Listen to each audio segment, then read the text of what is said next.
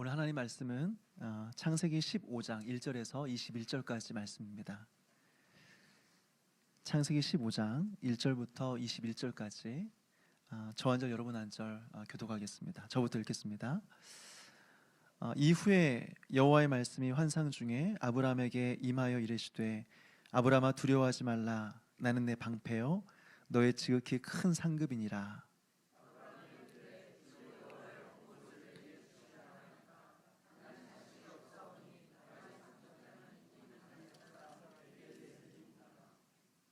아브라함이 또 이르되 주께서 내게 씨를 주지 아니하셨으니 내 집에서 길린 자가 내 상속자가 될 것이니이다.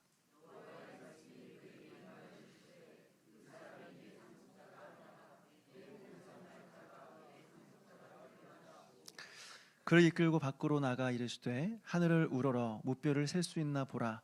또 그에게 이르되 내 자손이 이와 같으리라.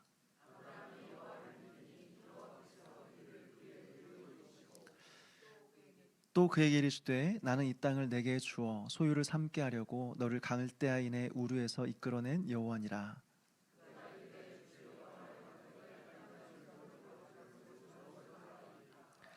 여호와께서 그에게 이르시되 나를 위하여 3년 된 암소와 3년 된 암염소와 3년 된 순양과 산비둘기와 집비둘기 새끼를 가져올지라.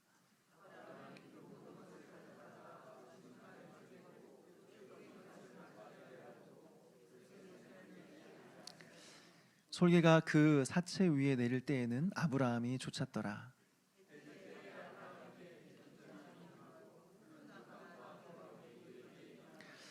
여호와께서 아브라함에게 이르시되 너는 반드시 알라. 내 자손이 이방에서 객이 되어 그들을 섬기겠고 그들은 400년 동안 내 자손을 괴롭히리니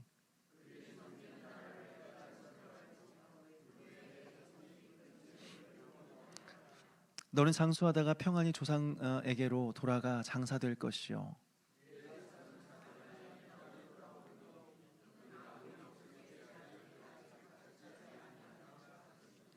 해가 져서 어두울 때에 연기나는 화로가 보이며 타는 횃불이 쪼갠 고기 사이로 지나더라.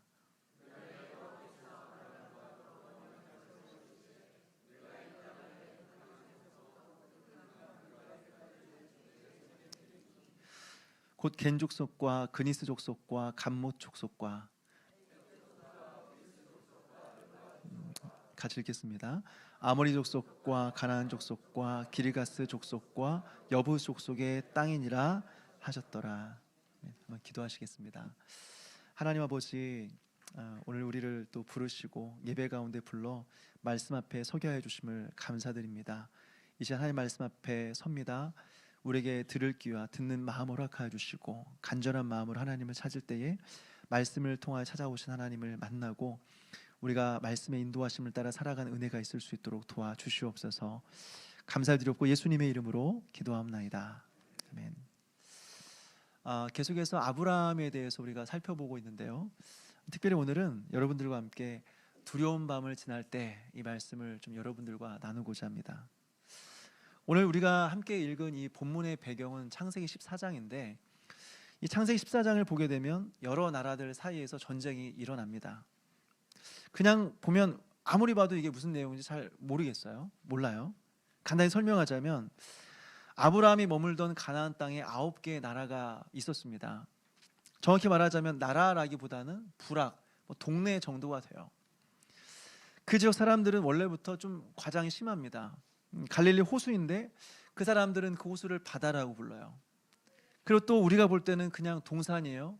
근데 그 동산을 가리켜서 산이다 이렇게 하는 거죠. 나라도 마찬가지입니다. 우리가 볼 때는 그냥 동네예요. 그냥 부락 정도 돼요. 근데 그들은 나라라고 하고요. 또 그 지도자들을 왕이라고 부릅니다. 어쨌든 이런 나라들이 9개가 있어요. 그런데 그 9개 나라 중에서 8개의 나라 왕들이 모여서 연합해서 한 나라의 왕, 즉 북쪽에 있는 엘람 왕 그돌라오메를 섬기면서 그에게 조공을 바쳤습니다. 몇 년 동안요? 12년 동안이요. 그러다가 남쪽 사해 근처에 5개 나라가 연합을 해서 그를 배반하게 됩니다.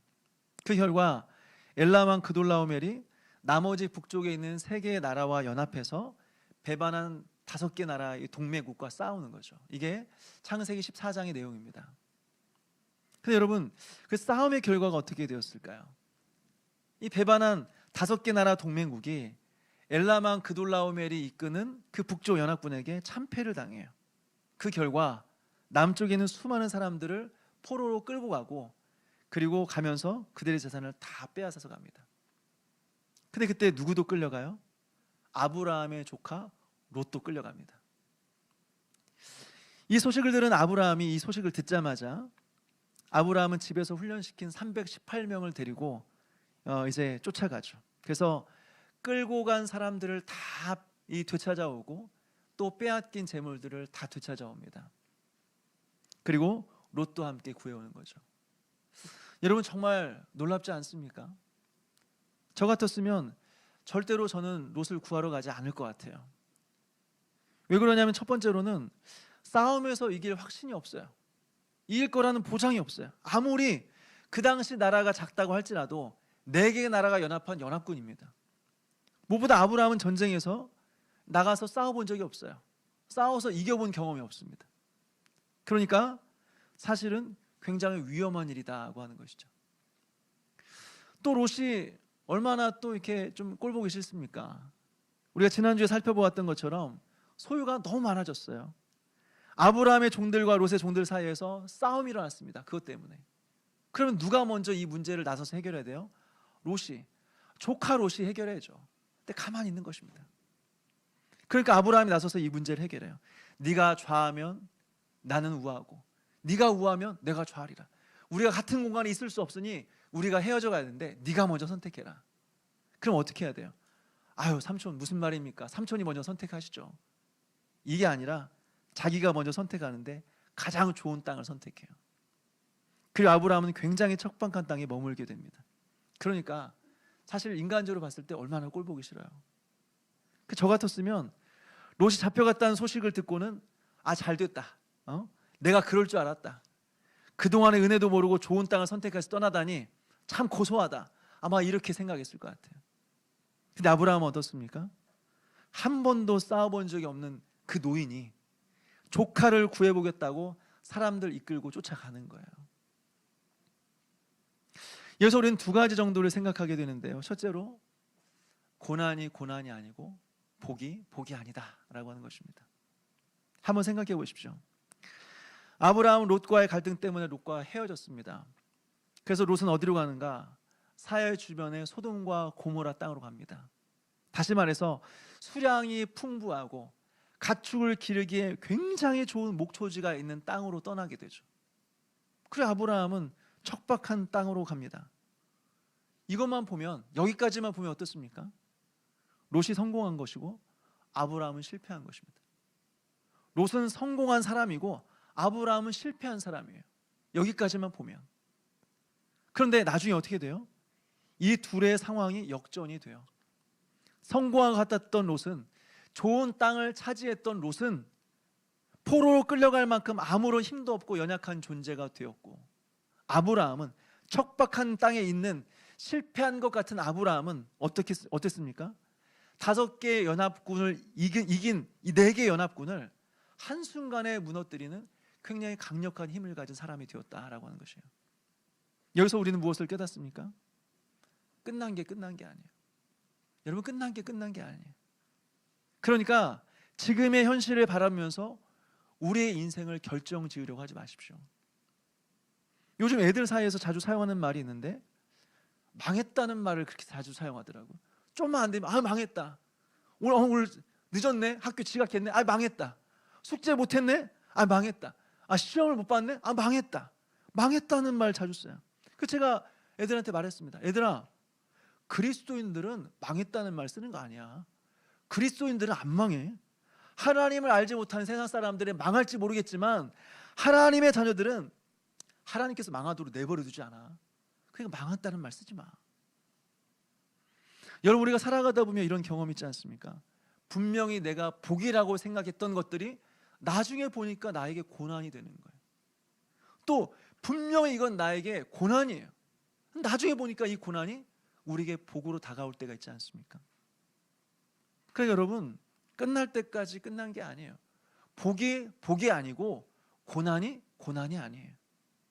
다만 확실한 것은 하나님과 함께하는 인생은 복도 복이고 고난도 복이다라고 하는 것입니다.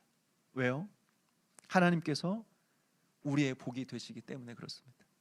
하나님 우리가 만나는 모든 고난과 악을 사용하셔서 결국에는 합력하여 선을 이루시는 분이시다라고 하는 거예요. 사랑하는 여러분, 이런 하나님의 선하심을 믿으면서 지금의 현실을 바라보며 너무 낙심하지 마십시오. 어떤 상황에서도 우리에게 복 주실 그 하나님, 모든 것을 합력하여 선을 이루실 그 하나님을 의지하면서 믿음으로 살아가는 저와 여러분 되시기를 주님의 이름으로 축원합니다. 두 번째로 여기서 깨닫게 되는 것은 하나님께서 우리를 복의 통로로 삼으셨다라고 하는 것입니다. 하나님께서 처음부터 아브라함을 부르실 때 뭐라고 말씀하셨느냐? 우리 창세기 12장 2절 말씀을 같이 한번 찾아서 읽도록 하겠습니다. 창세기 12장 2절입니다. 시작. 내가 너로 큰 민족을 이루고 내게 복을 주어 내 이름을 창대하게 하리니 너는 복이 될지라. 아멘. 뭐라고 말합니까? 너는 복이 될지라. 다시 말해서 네가 복이다. 아브라함아, 네가 복이다, 이 말입니다. 그래서 이후에 어떻게 되었습니까? 아브라함을 따라간 롯이 복을 받게 돼요. 아브라함을 롯은 따라갔을 뿐인데 롯이 복을 받게 되는 거예요. 보십시오. 가나안 땅에 도착했을 때 아브라함을 따라갔다는 이유 하나만으로 롯은 거부가 됩니다. 소유가 너무 많아져서 아브라함의 종들과 롯의 종들이 서로 싸울 정도로 그만큼의 많은 재물을 소유하게 되는 것이죠. 또 오늘 성경에 보니까 나라들 간에 전쟁이 일어났어요. 그러면서 포로로 끌려가게 됩니다. 어떻게 되었습니까? 아브라함 덕분에, 삼촌 덕분에 거기서 건짐을 받게 돼요. 또 이후에 보게 되면 소돔과 고모라가 하나님 앞에 범죄하여서 멸망하게 되었을 때 롯이 거기에서 구원을 받게 됩니다. 어떻게 해요? 아브라함의 중보 기도를 통하여. 이 소식을 듣고 하나님 앞에 간절히 기도했던 아브라함의 중보 기도를 통하여서 소돔과 고모라 땅이 멸망하는 가운데 롯과 그의 가족이 구원을 받게 되었다라고 하는 것입니다. 누구 때문에요? 누구 때문에 이 롯이 이렇게 복을 받고 누리게 되는 것입니까? 아브라함 때문에. 순전히 아브라함 때문에 복을 누리게 된 것입니다. 사랑하는 여러분, 그리스도인들이 바로 이런 사람들입니다. 다른 게 복이 아니라 내가 복입니다. 내가 복입니다. 그래서 어떻게 해요? 나로 인하여서 나를 만나는 모든 사람들이 하나님의 복을 누리게 된다라고 하는 것이죠. 늘 하나님께 기도하면서 우리는 어떻습니까? 하나님께 복을 달라고 요청하죠. 하나님, 좋은 사람 만나게 해주십시오.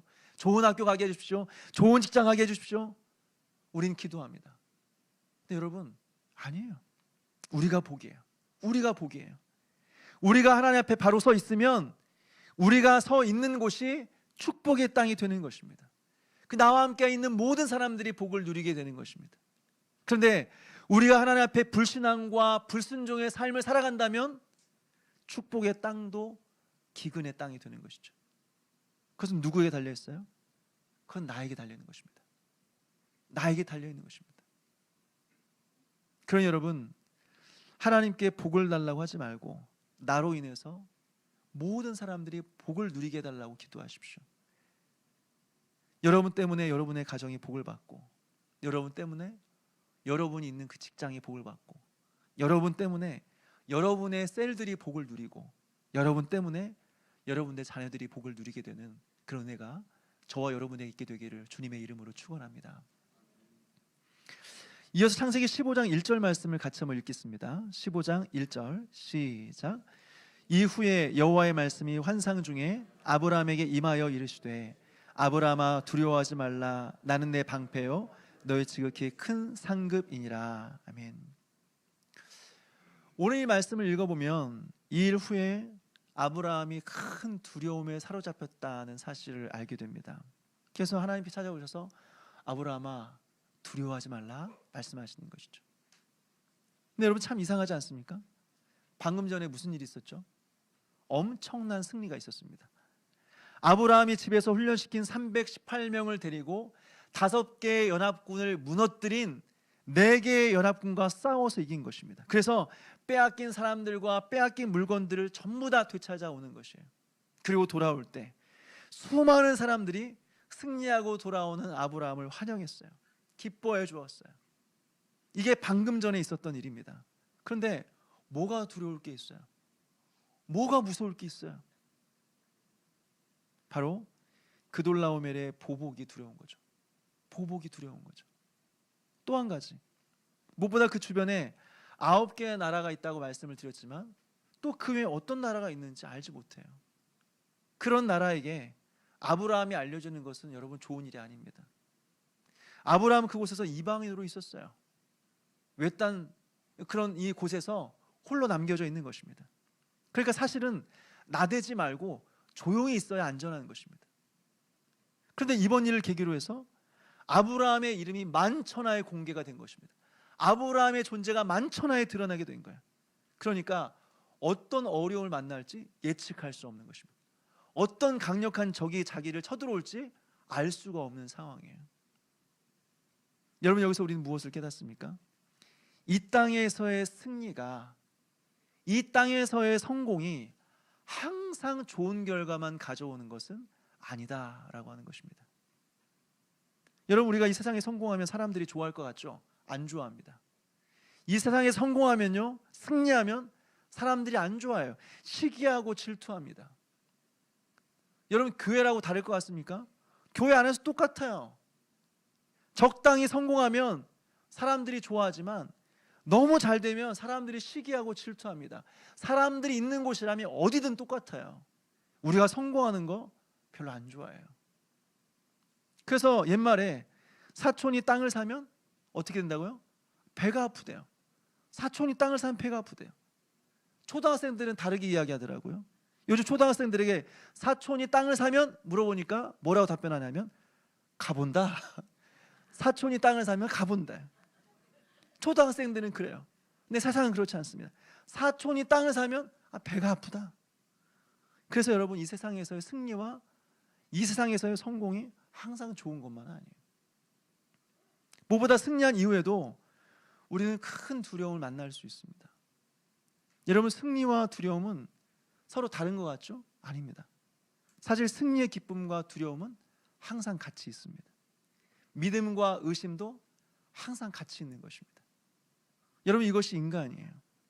우리가 예수님을 믿으면 늘 담대할 것 같고, 늘 확신 가운데 살아갈 것 같고, 늘 기쁨 속에 살아갈 수 있죠? 그렇게 생각하시죠? 아니에요. 담대한 마음이 있으면서도 동시에 두려운 마음이 있어요. 확신이 있는 것 같으면서도 마음 한구석에는 해결되지 않는 계속해서 의심이라는 것이 사라지지 않고 남아있어요. 여러분, 이것이 인간이에요. 이것이 인간의 연약함이에요. 엘리야 선지자를 보십시오. 그는 바알 선지자 450명을 갈멜산으로 불러냅니다. 그리고는 그들과 영적인 싸움을 벌입니다. 오늘 누가 진짜 신인지 한번 가려보자. 각자 신에게 기도해서 하늘에서 불을 내려서 이 재물을 불살른 그 신이 곧 하나님이시다. 한번 겨뤄보자. 어떻게 되었어요? 엘리야가 기도하니까 하늘에서 불이 내려오기 시작했어요. 그래서 그 제단을 다 살라버렸습니다. 그래서 승리했어요. 그래서 하나님만이 참된 신이라는 것을 증명했어요. 그리고 거기에 몰려있는 450명의 바알 선자들을 데리고 와서 다 칼로 죽였습니다. 엄청난 승리예요. 엄청난 승리. 어느 누구도 하지 못했던 일을 엘리야 혼자서 다 감당한 것입니다. 담대하게요. 그런데 그 이후 어떻게 되었습니까? 이세벨이 산을 보내서 말해요. 내가 너를 내일 죽여버릴 거야. 이 말 한마디, 이 여인의 한마디 듣고 갑자기 두려움에 사로잡혀요. 방금 전까지 450명을 자기 손으로 칼로 찔러 죽였는데 엄청난 승리를 거둔 사람이 한 여인의 한마디, 내가 내일 너 죽여버릴 거야. 그 한마디에 엄청난 두려움에 사로잡힙니다. 그리고 도망가요. 저기 이스라엘 땅끝까지 도망가 버려요. 여러분, 이해가 되십니까?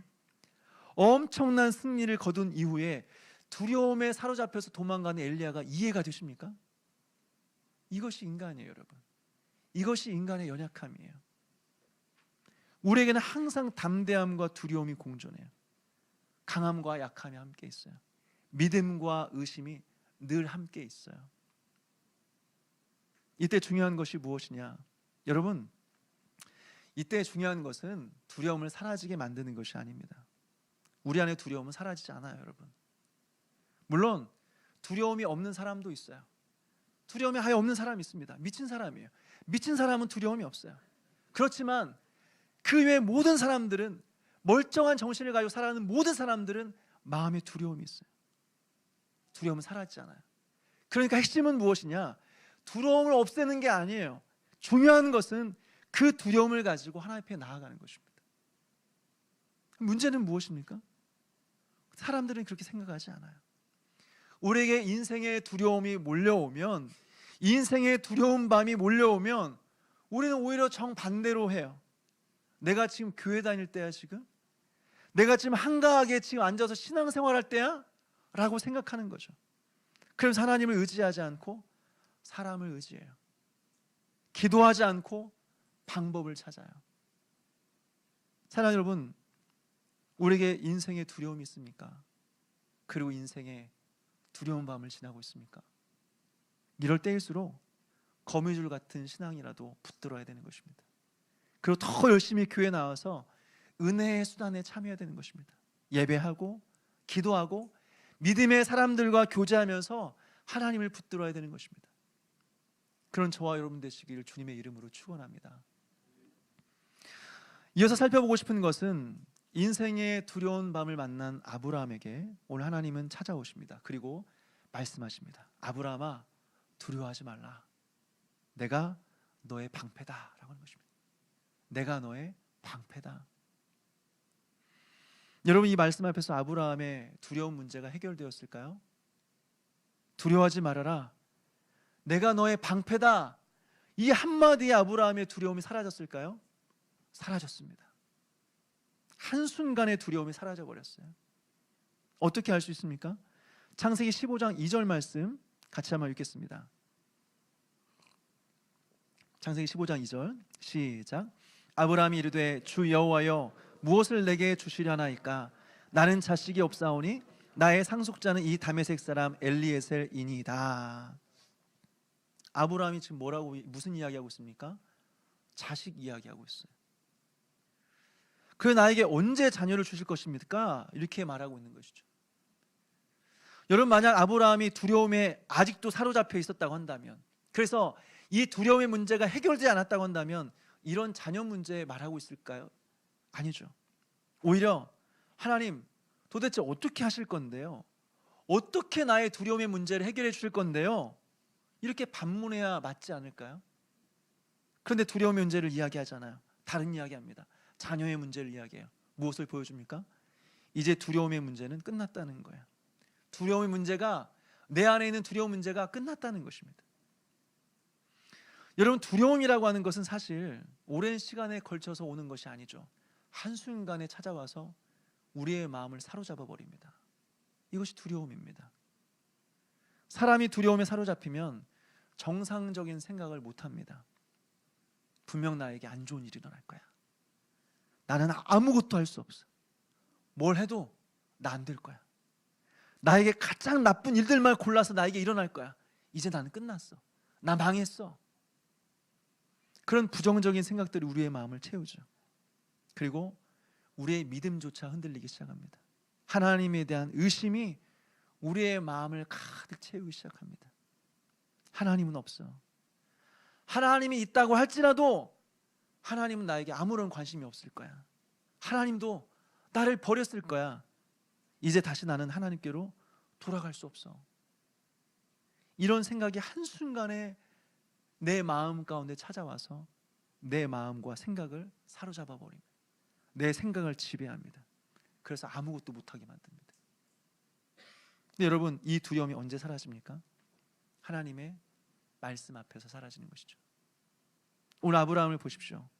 하나님께서 말씀하실 때 수많은 말탄 군대들과 무장한 군사들을 데려와서, 아브라함 봤지? 이 말탄 군사들, 이 무장한 군사들 봤지? 그러니까 걱정하지 마, 두려워하지 마, 이렇게 말씀하셨습니까? 아니에요. 하나도 변한 게 없어요. 하나도 상황은 변한 게 없어요. 그런데 어떻게 해요? 아브라함아, 두려워하지 말라, 내가 너의 방패야. 이 한마디에 아브라함 안에 있었던 모든 두려움들이 한순간에 사라져버렸다라고 하는 것입니다. 여러분, 우리는 어떻습니까? 우리가 두려움에 사로잡혔을 때 우리는 무엇을 기대합니까? 사실 우리는 해결책을 찾죠. 하나님, 그래서 내 문제 언제 해결해 주실 건데요? 그래서 지금 우리 가정의 경제적인 문제를 어떻게 해결해 주실 건데요? 그래서 내 질병을 언제 고쳐주실 건데요? 이렇게 구체적인 해결책을 요구하죠. 그런데 하나님은 어떻습니까? 방법이 아니라, 해결책이 아니라 우리에게 말씀을 주고 싶어 하십니다. 그래서 말씀으로 우리를 인도하시길 원하십니다. 사랑하는 여러분, 우리에게 이런 고백이 있었으면 좋겠습니다. 하나님, 말씀이면 충분합니다. 말씀이면 됩니다. 한번 생각해 보십시오. 하나님께서 말씀하세요. 아브라함아, 두려워하지 말아라, 내가 너의 방패다. 여러분, 이거면 된 거 아닙니까? 이거면 된 거 아니에요? 온 세상을 창조하신 하나님께서 우리의 방패가 되어주신다고 하는데, 그래서 모든 환난과 어려움으로부터 우리를 지키신다고 하는데, 그래서 두려워하지 말라고 말씀하시는데, 더 이상 뭐가 필요해요? 무슨 증거가 더 필요한 거예요? 하나님, 말씀이면 충분합니다. 하나님께서 두려워하지 말라고 말씀하셨으니 내가 그 말씀에 순종하겠습니다. 여러분, 이렇게 말씀 앞에서 아멘으로 순종하는, 그래서 하나님께서 약속하신 그 평안의 복을 누리게 되는 저와 여러분 되시기를 주님의 이름으로 축원합니다. 두 번째로 하나님은 아브라함에게 말씀하시는데요, 나는 너의 지극히 큰 상급이다 말씀하십니다. 나는 너의 지극히 큰 상급이다. 여러분, 지금 아브라함은 하나님의 말씀으로 인해서 두려움의 문제가 해결이 됐습니다. 그런데 마음속에 한 가지 남아있는 의문이 있습니다. 그것은 바로 자손의 문제였어요. 하나님, 지난번에 자녀를 나에게 주신다고 약속하셨는데, 근데 이 자녀는 언제 주시는 거죠? 다시 말해서, 하나님, 나를 보호해 주신다는 건 너무 감사한데 나의 진짜 이제 결핍의 문제, 이거 아직 해결이 안 됐습니다 라고 말하는 것입니다. 여기서 우리는 무엇을 깨닫습니까? 우리에게 아주 시급하고 중요한 문제가 있죠. 이 문제만 해결되면, 이 문제만 사라지면 진짜 걱정 없이 살아갈 수 있을 텐데, 이 문제가 해결이 안 되는 거예요. 이 문제 때문에 너무 힘든 거예요. 그래서 이 문제만 해결됐으면 좋겠다, 이 문제만 지나갔으면 좋겠다 생각이 드는 거예요. 근데 여러분, 이 문제가 해결됩니까? 안 돼요. 이 문제가 해결되면 어때요? 다른 문제 생깁니다. 그래서 또 이 문제만 해결됐으면 좋겠다라고 하는 거죠. 근데 그 문제가 또 지나가니까 또 어떻습니까? 또 다른 문제가 생겨요.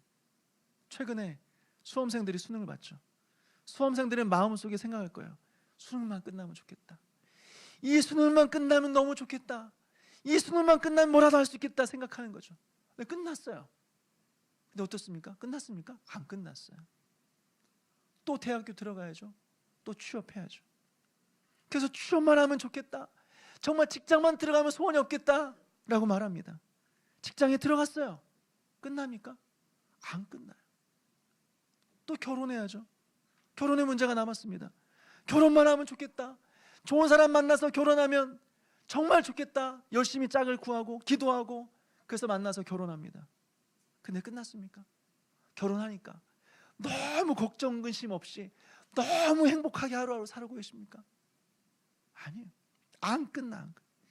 이 문제만 해결됐으면 좋겠다는데 안 끝나요. 제 마음속에도 이번 주일만 잘 지나갔으면 좋겠다. 근데 또 수요예배가 있어요. 수요예배만 잘 지나가면 좋겠다. 꼭 금요예배가 있어요. 금요 기도회만, 금요예배만 잘 지나가면 또 주일이 안 끝나. 산 넘어 산. 여러분, 그게 인생 아닙니까? 그래서 오늘 하나님께서 말씀하시는 겁니다.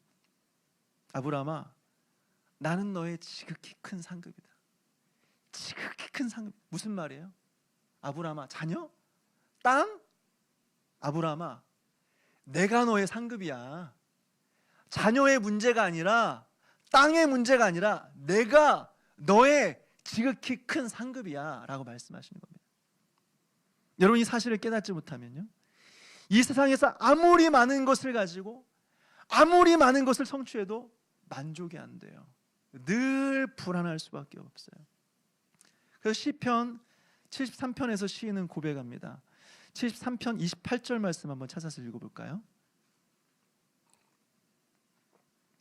시편 73편 28절 말씀을 같이 읽겠습니다. 시작.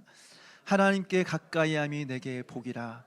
내가 주 여호와를 나의 피난처로 삼아 주의 모든 행적을 전파하리이다. 아멘. 뭐라고 고백합니까? 하나님께 가까이함이 내게 복이다. 다시 말해서 하나님, 다른 거 필요 없습니다. 하나님이 나의 복입니다. 하나님이 나의 상급입니다. 하나님이 나의 전부입니다. 하나님으로 충분합니다 라는 고백이죠. 그래서 어떤 선교사님이 이렇게 고백해요. 이 세상에서 내가 모든 것을 다 잃어버린다고 할지라도 하나님을 얻으면 모든 것을 얻은 것이 되고, 이 세상에서 모든 것을 내가 얻었다고 할지라도 하나님을 잃어버리면 모든 것을 잃어버린 것입니다 라고 하는 것이죠. 사랑하는 여러분, 우리에게 이런 고백이 있습니까? 하나님만이 나의 상급입니다. 하나님이 나의 전부입니다. 하나님이면 충분합니다. 여러분, 이 고백이 우리 모두의 고백 되기를 주님의 이름으로 축원합니다. 마지막 한 가지 더 살펴보았으면 좋겠는데요, 하나님께서 아브라함에게 나는 너의 지극히 큰 상급이다 이렇게 말씀하신 이후에 이제 자녀와 땅을 주시겠다고 약속을 해요. 참 이상하지 않습니까? 내가 너의 상급이야. 땅, 자손? 아니, 내가 너의 전부야. 모든 것이야. 다 필요 없어. 그렇게 말씀하시고 나서는 아브라함이 요청했던 것을 줍니다. 약속, 자녀와 땅에 대한 약속을 주시는 것이죠. 이것을 우리는 어떻게 이해할 수 있을까요?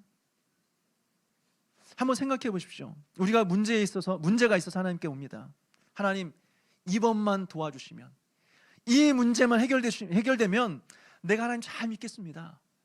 이 어려움만 지나가게 하면 하나님, 내가 신앙생활 한번 잘 해보겠습니다. 멋지게 해보겠습니다. 문제가 해결됐어요. 그럼 어떻게 합니까? 그 다음 주부터 교회를 안 나와요. 사업이 안 돼서, 경제적으로 너무 어려워서 하나님, 이 문제만 넘기게 하면, 사업만 잘 되게 하면 내가 하나님 앞에 열심히 한번 살아보겠습니다. 간절히 기도합니다. 그래서 하나님 사업에 복을 주셨어요. 그랬더니 다음 주부터 교회를 안 나와요. 왜요? 왜 교회 안 나오냐 물어보면 사업이 너무 잘 돼서, 너무 바빠서 교회 올 시간이 없다는 것입니다. 뭐예요? 이 사람에게 하나님은 그냥 도구일 뿐입니다. 이 사람에게 하나님은 하나님이 아니에요. 도구 이상 아무것도 아닌 것입니다. 이 사람의 주인 하나님이 아니라 이 세상인 것입니다. 세상을 위해서 하나님을 이용하는 것이죠. 여러분, 하나님께 정말로 우리에게 원하시는 것은요, 하나님만이 나의 지극히 큰 상급입니다 라는 고백이에요.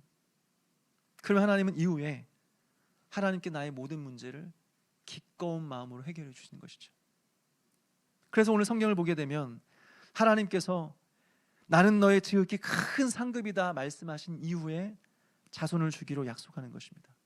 이 뜻은 무슨 의미냐면, 네가 정말로 내가 너의 상급이라는 걸 믿고 있니? 내가 너의 진짜 복이라는 것을 믿니? 그럼 내가 너의 상급이라는 걸 보여줄게. 내가 너의 전부라는 것을 내가 증명해 줄게. 이런 것이죠. 그래서 우리는 문제 앞에서 어떻게 해야 돼요? 문제가 아니라 먼저 하나님을 찾아야 되는 것입니다. 이게 순서예요. 먼저 하나님을 믿는 거예요. 먼저 하나님을 의지하는 거예요. 그리고 그 위에 하나님 우리의 문제를 해결해 주시는 것입니다. 근데 우리가 여기서 주목해 보고 싶은 것은요, 하나님께서 그 당시에 행해지던 언약의 방식을 통해서 아브라함에게 이 땅과 자손에 대한 약속을 주셨다라고 하는 것입니다. 이것을 자세히 설명하려면 사실 1시간 넘게 더 설명해도 시간이 부족해요. 그래서 간단히 핵심만 말씀을 드릴게요. 이 언약은 무엇이냐면 그 당시 행해지던 언약인데요, 이 언약의 방식은 고기를 쪼개놔요. 반절로 다 자릅니다. 그리고 그것을 벌려놓고 그 사이를 언약의 당사자들이, 서로 언약을 맺을 사람들이 두 사람이 쪼갠 고기 사이를 지나가요. 여러분, 고기를 반으로 쪼갰으니까 얼마나 피가 많이 흘렀겠습니까? 송아지 이런 것들을 반으로 쪼개놨으니까 얼마나 많은 피가 땅에 쏟아졌겠습니까? 피가 바닥을 적시겠죠. 그 쪼갠 고기 사이로, 그 흘린 피가 흥건한 곳으로 두 사람이 함께 지나가는 것입니다. 이게 언약의 형식이었어요. 이것은 무슨 의미냐? 둘이 약속했는데 약속 어기면 이렇게 된다. 고기처럼 쪼개지는 거야. 약속 어기면 피 흘리는 거야. 약속 어기면 죽는 거야. 여러분, 이것이 바로 그 당시의 언약이었어요. 그런데 이 언약의 형식을 가지고 하나님께서 아브라함과 약속하시는 것이죠. 근데 오늘 이 성경을 보니까 어떤 식으로 이어지는가? 아브라함은 잠을 자고 있어요. 성경 보니까 두려운 마음 속에서 잠들었다라고 하고 있어요. 그리고 밤중에 횃불이 쪼갠 고기 사이로 지나갔다라고 말하고 있습니다. 이 횃불은 무엇입니까? 하나님이에요. 하나님께서, 아브라함은 잠을 자고 있는데 하나님 홀로 그 쪼갠 고기 사이를 지나갔다는 거예요. 여러분, 이것은 무엇을 의미하는지 아십니까? 아브라함아, 너 그냥 자고 있어.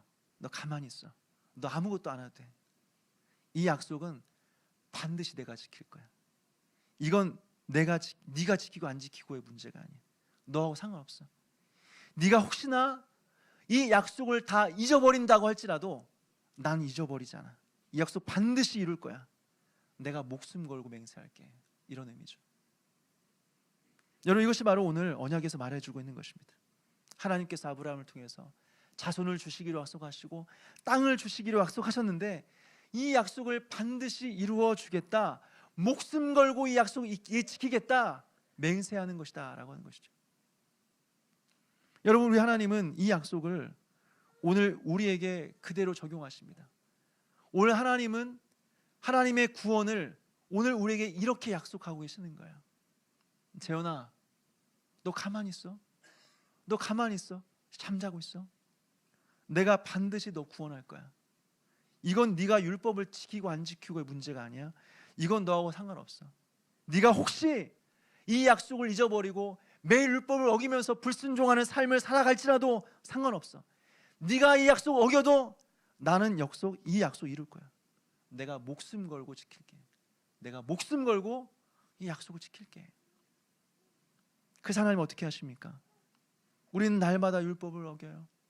하나님의 말씀대로 늘 살아가야 되는데 늘 불순종해요. 실패해요. 넘어져요. 언약을 깨뜨려요. 그래서 언약을 어긴 결과 하나님께로부터 버림을 받고 쪼개져야 되는데, 피를 흘려야 마땅한 존재인데 하나님께서 어떻게 하십니까? 끝까지 우리 하나님이 되어주시는 거예요. 끝까지 우리를 지켜주시는 거예요. 다시 말해서 자신의 목숨을 내어 주심으로 이 약속을 끝까지 지키시는 것입니다. 여러분, 이것이 은혜 아닙니까? 우린 약속을 어겼어요. 약속을 어긴 결과 쪼개져야 돼요. 피를 흘려야 돼요. 그런데 하나님께서 내가 너의 하나님이 되어줄 거야. 내가 너의 방패가 되어줄 거야. 내가 너의 상급이 되어줄 거야. 이것을 하나님 끝까지 지키세요. 이게 하나님의 신실하심이에요. 그럼 여러분, 이렇게 구원받은 자들이 아무렇게나 살아갈 수 있을까요? 이렇게 은혜 받은 자들이 세상에서 즐겁게 죄를 지으며 살아갈 수 있을까요? 그럴 수 없는 것입니다. 그래서 이 믿음과 행함은 같이 가는 거예요.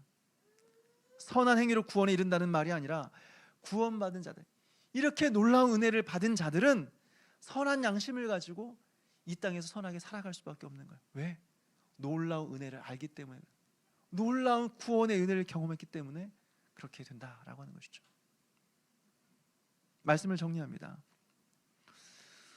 여러분, 오늘 이 말씀을 통해서 하나님은 우리에게 나는 너의 방패다, 나는 너의 상급이다 라고 말씀하고 있습니다. 이것을 믿으시길 바랍니다. 그래서 우리는 비록 날마다 실패하고 날마다 넘어진다고 할지라도 하나님께서 끝까지 나의 인생을 책임지시고 나를 선하게 인도하신다, 이것을 믿으시길 바라요. 그래서 우리가 인생의 어두운 밤을 지날 때, 찰흙 같은 어둠 속에서 방황하는 것 같은 인생을 보낼 때, 우리가 하나님 말씀 안에서 모든 두려움을 이기고 날마다 승리하는 삶을 살아가게 되기를 주님의 이름으로 축원합니다. 우리 모두 자리에서 일어나셔서 함께 찬양하고